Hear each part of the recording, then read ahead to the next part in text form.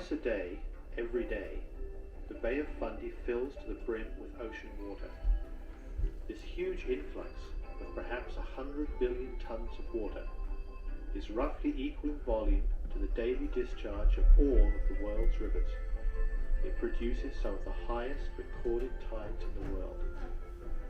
Tides are caused by the gravitational force of the moon, and to a lesser extent the sun, acting upon the earth and its oceans. The gravitational force of the moon pulls the ocean towards it, creating a bulge or high tide in the water. At the same time, the gravitational force on the opposite side of the earth is less, allowing the ocean on that side to bulge outward as well. Due to the Earth's rotation, a fixed point on its surface passes through both bulges within a 24-hour period. The bulges create the twice daily high tides, with low tides occurring between the bulges. Twice a month, a lunar month, the moon will be almost in line with the sun, so that the gravitational force of both bodies will be acting together on the Earth's oceans.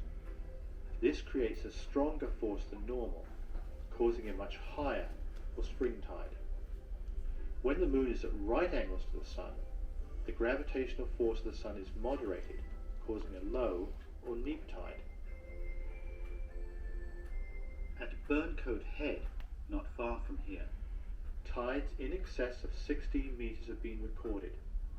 This is equivalent to more than 50 feet or a 5-story building. These record-breaking tides are caused by the shape of the Bay of Fundy and Gulf of Maine. In the deep ocean, the tide is less than a meter high, but because the ocean bottom gets progressively shallower from the edge of the continental shelf to the head of the bay, as well as getting narrower, the tides build in height as energy becomes concentrated and focused. This increase in height is again magnified by the overall shape of the Bay of Fundy, which has a natural oscillation of the waters within it. This oscillation, or rocking motion, is something like water in a bathtub sloshing from end to end. Because the period of oscillation, 13 hours, is very close to the 12 hours and 25 minutes between high tides, each oscillation is reinforced by the arrival of a new high tide. Not only does the tide increase in height, but the tidal current increases in speed from about 2 knots at the mouth to 8 knots and more at the head of the bay. At the head, the tide forces its way up all of the rivers and streams flowing into it. In some of the larger rivers, this could be as much as 30 kilometers inland. As this surging tide heads inland, it meets the water from the rivers flowing out to sea. Where the two meet, where tide and river collide, a tidal bore can occur. A tidal bore is created when the leading edge of the tide forms into a wave or wall of water. As the river becomes shallower, the speed of the incoming water is slowed by friction with the river bottom.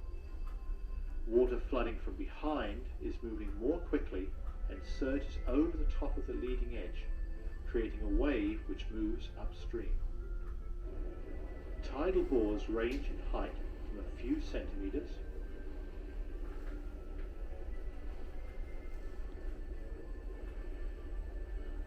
to well over a meter, enough for an exciting rafting experience where visitors can be taken by Zodiac into the swirling whirlpools and over the tumbling rapids which accompany a major bore.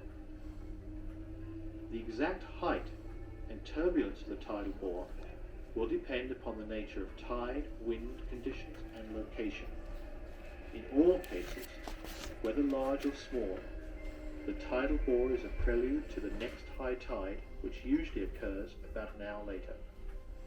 Soon thereafter, the tide will start to fall, uncovering once again the Fundy shoreline, in a natural cycle which started more than 6,000 years ago, when rising sea levels first flooded the bay.